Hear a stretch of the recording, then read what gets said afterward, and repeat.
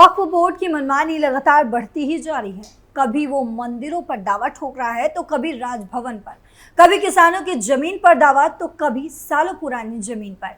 लेकिन जिस तरह से वक्फ बोर्ड की मनमानी बढ़ रही है उससे झटका भी लगना शुरू हो गया है, क्योंकि वक्फ बोर्ड जिस तरह से एक के बाद एक दावे कर रहे हैं वो सवालों के घेरे में है।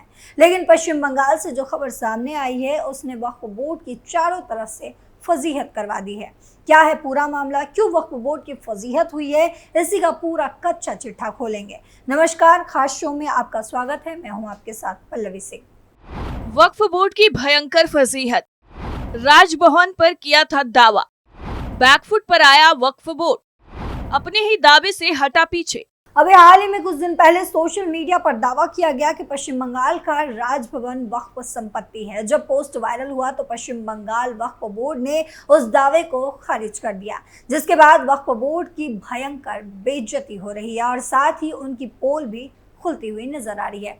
बंगाल वक्फ बोर्ड के अध्यक्ष शहीदुल मुंशी ने कहा कि बोर्ड के पास इस बात की कोई तथ्यात्मक जानकारी नहीं है कि बंगाल राजभवन वक्फ संपत्ति है। उन्होंने कहा कि राज्य में 80,000 वक्फ संपत्तियां हैं। मुंशी ने कहा कि बंगाल का राजभवन वक्फ संपत्ति के तहत पंजीकृत नहीं है।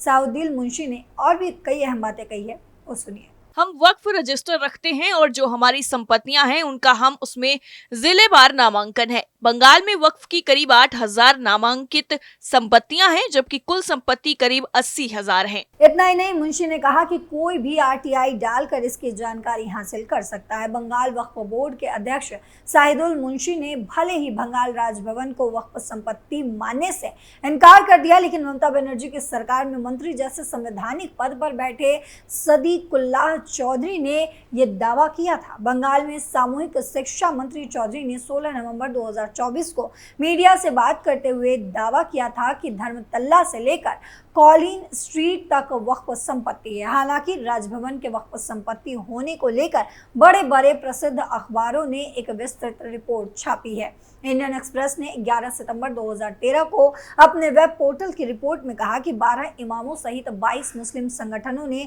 मांग की थी कि मुअज्जिन और इमामों को वक्फ बोर्ड की संपत्तियों को किराए पर देने से उत्पन्न राजस्व से मासिक इजाफा दिया जाए। और बंगाल इमाम और मुअज्जिन समिति के अध्यक्ष टीएम रफीकुल हसन ने कहा था कि हम भिखारी नहीं हैं, हम अपना अधिकार मांग रहे हैं। राज्य भर में 29,000 से अधिक वक्फ संपत्तियां हैं। कोलकाता में ही गवर्नर हाउस, राज्य विधानसभा और आकाशवाणी भवन जैसे कई प्रतिष्ठित प्रतिष्ठान वक्फ संपत्ति बने हुए हैं। हमारी मांग है कि वक्फ बोर्ड को मौजूदा बाजार दर के अनुसार किराया दिया जाए। और बंगाल माइनॉरिटी यूथ फेडरेशन के महासचिव एमडी कमरुजाम ने कहा था कि पुलिस प्रशासन को अतिक्रमणकारियों से वक्फ संपत्तियों को खाली कराना चाहिए और उन्हें व्यावसायिक उपयोग में लाना चाहिए। इस संबंध में इमामों ने मुख्यमंत्री ममता बनर्जी और वक्फ बोर्ड को एक ज्ञापन भी सौंपा था। तब वक्फ बोर्ड के अधिकारियों ने भी राज्य में फैले वक्फ संपत्तियों पर अतिक्रमण की बात स्वीकार कर ली। पश्चिम बंगाल वक्फ बोर्ड के तत्कालीन अध्यक्ष मोहम्मद अब्दुल गनी ने कहा था 356 बीघे में फैले गवर्नर हाउस से वक्फ बोर्ड को प्रति माह केवल 27.25 रुपए किराया मिलता है, जो नाकाफी है। उन्होंने कहा था कि कोलकाता में करीब 1273 एकड़ जमीन वक्फ की है, ये नामांकित संपत्तियों में से है। उन्होंने ये भी कहा था कि कई संपत्तियां ऐसी हैं जिनका नामांकन किया जाना बाकी है। और इसी तरह हिंदी अखबार प्रभात खबर ने अपने पोर्टल पर 24 जनवरी 2024 के लेख में कहा कि कोलकाता में 27 एकड़ में फैले राजभवन का किराया केवल 147 रुपए है। राजभवन वक्फ की संपत्ति है और अब्दुल मतीन और मोहम्मद अयूब इस वक्फ संपत्ति के मोतलवी यानी कि केयरटेकर हैं। रिपोर्ट में कहा गया कि 1797 ईस्वी में इस संपत्ति को वक्फ किया गया था। हालांकि रिपोर्ट में ये नहीं बताया गया कि इस संपत्ति को किसने दान में दी थी।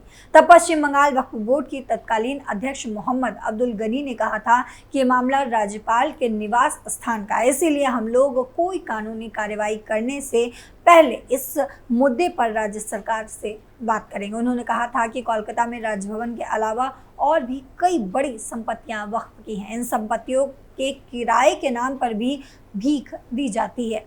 इसी रिपोर्ट में आगे कहा गया कि 20+ यानी कि 20 से भी ज़्यादा बीघा जमीन पर पहले देश का सबसे बड़ा golf course royal Kolkata golf course भी वक्फ की संपत्ति है। प्रिंस अनवर शाह चौराहे पर बनी टीपू सुल्तान मस्जिद के नाम ये वक्फ संपत्ति है। किराए के मुद्दे पर काफी विवाद के बाद गोल्फ कोर्स प्रबंधन ने कुछ वर्ष पहले 1 लाख रुपए मासिक किराया देना मंजूर किया था। इसके अलावा बैंक शाल कोर्ट के सामने बनी बहुमंजिला 142 बिल्डिंग को भी वक्फ संपत्ति बताया गया है। इस इमारत का किराया लगभग 32,000 रुपए दिया जाता है और काफी तूल के बाद इसका वक्फ बोर्ड को 6 लाख रुपए मिलता है। हालांकि इस किराए से भी वक्फ बोर्ड संतुष्ट नहीं। और इतना ही नहीं, पश्चिम बंगाल विधानसभा आकाशवाणी भवन ईडन गार्डन को भी वक्फ की संपत्ति बताया गया था। अब सवाल ये है कि वर्तमान बंगाल वक्फ बोर्ड के अध्यक्ष शहीदुल मुंशी कह रहे हैं कि राजभवन के वक्फ बोर्ड होने की जानकारी नहीं है, तो पहले के अध्यक्षों ने इस तरह का दावा क्यों किया? इसके अलावा राजभवन की जमीन के लिए 147 रुपए का किराया किसे दिया जाता है और किस आधार पर दिया जाता है? क्या वर्तमान वक्फ बोर्ड ने इस किराए को लेने से ये कहकर कभी इनकार किया कि राजभवन की संपत्ति वक्फ है या इसका प्रमाण उसके पास नहीं है, इसीलिए वे इसका किराया नहीं ले सकता? मुमकिन है कि पश्चिम बंगाल वक्फ बोर्ड के किसी भी अधिकारी या अध्यक्ष या किसी मुस्लिम संगठन ने ऐसा नहीं कहा। ऐसे में मुंशी का हालिया बयान संदेह उत्पन्न करने वाला है। तो क्या वर्तमान वक्फ कानून को ध्यान में रखते हुए मुंशी कह रहे हैं कि राजभवन वक्फ संपत्ति नहीं है?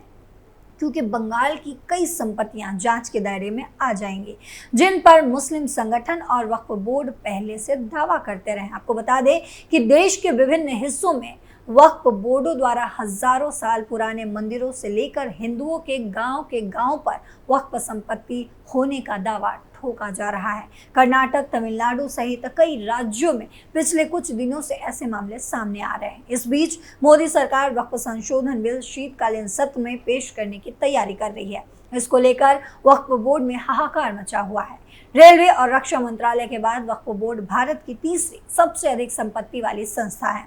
दिसंबर 2022 तक वक्फ बोर्ड के पास कुल 8,65,640 अचल संपत्ति थी, जिसकी कीमत 9.4 लाख करोड़ रुपए से भी अधिक है। वहीं साल 2009 तक वक्फ के पास 4 लाख एकड़ जमीन पर 3 लाख पंजीकृत संपत्तियां थी।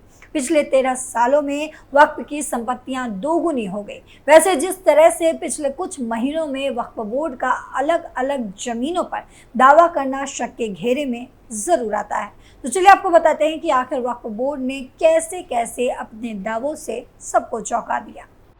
200 से ज्यादा सरकारी संपत्तियों पर दावा।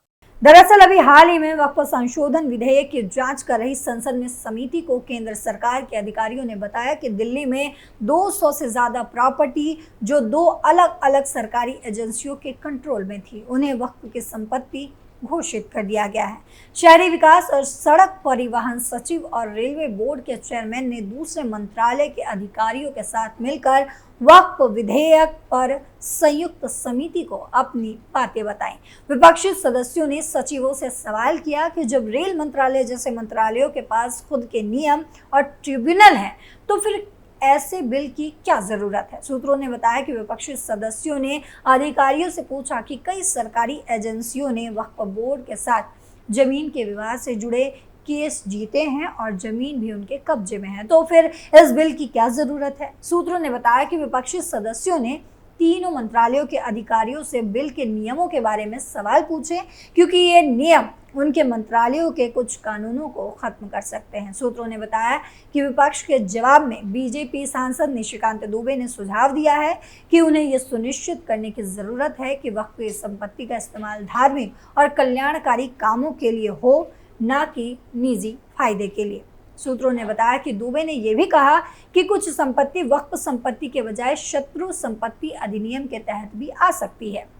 वहीं शहरी विकास मंत्रालय ने सुझाव दिया कि दिल्ली की नई राजधानी बनाने के लिए भूमि अधिग्रहण ब्रिटिश काल यानी कि 1911 से 1912 में इनके दौरान किया गया था, लेकिन बाद में दिल्ली वक्फ बोर्ड ने अधिग्रहित संपत्तियों में से कई को वक्फ संपत्ति घोषित कर दिया, जिसके कारण कई अदालती मामले सामने आए हैं। वक्फ संपत्ति घोषित की गई संपत्तियों में भूमि और विकास कार्यालय, के नियंत्रण में 108 संपत्तियां और दिल्ली विकास प्राधिकरण यानी कि DDA के नियंत्रण में 138 संपत्तियां शामिल हैं।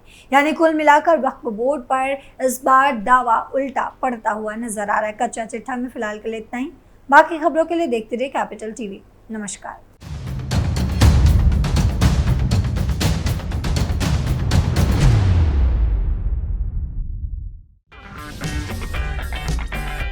अगर आपको हमारा वीडियो पसंद आया हो तो इसे लाइक करें, हमारे चैनल को सब्सक्राइब करें और हाँ, बेल आइकन दबाना ना भूलें ताकि आप तक हमारे वीडियो की नोटिफिकेशन पहुंचती रहे।